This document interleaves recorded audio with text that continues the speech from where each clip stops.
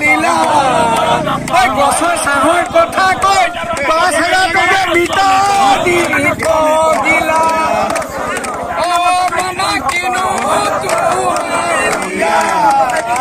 গছৰ চাহৰ কথা কৈ ৫,০০০ টকা মিটা দি গিলা মামা কিনো।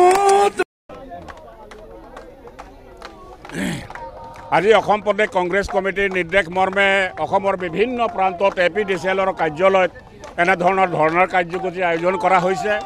কাৰণ বিজেপি চৰকাৰে দেখিছে যে সাধাৰণ দুখীয়া ৰাইজৰ ঘৰত আৰু চাহ বাগিচা অঞ্চলৰ গাঁও চাহ বাগিচাৰ লাইনত এনেধৰণৰ স্মাৰ্ট মিটাৰবিলাক লগাই দিছে আৰু স্মাৰ্ট মিটাৰবিলাক লগাই দিয়াৰ ফলত সেই পৰিয়ালবিলাকত ঘৰ চলোৱাত অসুবিধা হৈছে। এতিয়া চাহ বাগিচাৰ মানুহে 2300 টকা দৰমহা পায়, তাৰে 900,000 টকা লাইটৰ বিল তেখেতসকলে দিবলগীয়া হৈছে। গতিকে 1300 টকাত তেখেতসকলৰ পৰিয়াল কেনেকৈ চলাব? ইয়াৰে প্ৰতিবাদত আজি আমি এনেধৰণৰ ধৰ্ণা কাৰ্যসূচী আমি গ্ৰহণ কৰিছোঁ।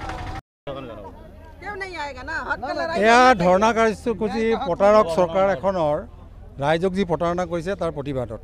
তেওঁলোকে ফ্ৰী বিজুলী দিম বুলি কৈছিলে। যেতিয়া নিৰ্বাচনত সন্মুখীন হৈছিলে তেতিয়া তেওঁলোকে কৈছিলে যে ফ্ৰী বিজুলী দিম।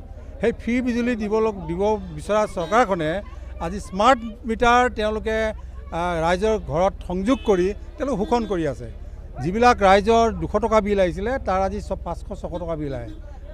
প্ৰত্যেকৰে ধনী দুখীয়া সকলোৱে ইয়াৰ বাবে ভুক্তভোগী আৰু তাৰ প্ৰতিবাদ ৰাইজে কৰি আছে। তেওঁলোকক চৰকাৰৰ ঘৰত কৈ আছে যে এনেকুৱা অৱস্থাত, কিন্তু তেওঁলোকে সেৱা মনা নাই। তেওঁলোকে কেনেকৈ ৰাইজৰ পৰা শোষণ কৰি তেওঁলোকে নিজে আমোদ প্ৰমোদত তেওঁলোকে কটাব পাৰে তাৰ কাৰণে চেষ্টা কৰিছে। তাৰ কাৰণো আছে, কাৰণ এইটো এটা 5,000 কোটি টকীয়া ঠিকাৰ এটা বিষয় আৰু এই 5,000 কোটি টকীয়া ঠিকাৰ বিষয়টো 6-7টা কোম্পানীক দিছে আৰু তাত নিশ্চয় তেওঁলোকৰ কিবা এটা অংক আছে যাৰ বাবে তেওঁলোকে আজি পিছ কৰিব নোৱাৰা অৱস্থা এটা হৈছে। গতিকে আমি দাবী কৰিছোঁ যে এতিয়াও চৰকাৰৰ হাতত সময় আছে, নহ'লে গণজাগৰণ আৰম্ভ হৈছে। গণজাগৰণ সমগ্ৰ অসমতে আৰম্ভ হৈছে আৰু যদি ইয়াত অভ্যুত্থানলৈ পৰিৱৰ্তন হয় এই চৰকাৰ নাথাকিব। গতিকে এতিয়াও তেওঁলোকৰ ভালৰ বাবে কৈছোঁ যে স্মাৰ্ট মিটাৰটো প্ৰত্যাহাৰ কৰক আৰু তেওঁলোকে প্ৰতিশ্ৰুতি দিয়া মতে তেওঁলোকে জনসাধাৰণক যি ফ্ৰী বিজুলী দিম বুলি কৈছিলে ফ্ৰী বিজুলী দিয়াৰ ব্যৱস্থা কৰক। আৰু এইখিনি দাবী লৈ আমি আজি সমগ্ৰ তিনিচুকীয়া জিলাৰ কংগ্ৰেছ কৰ্মকৰ্তাসকলৰ উপস্থিতিত আমি ইয়াত প্ৰতিবাদ কৰিলোঁ। আজি DGM অফিচটো আমি ঘেৰাও কৰিলোঁ আৰু এখন স্মাৰকপত্ৰ দি আমি আজি ইয়াত সমাপন কৰিলোঁ।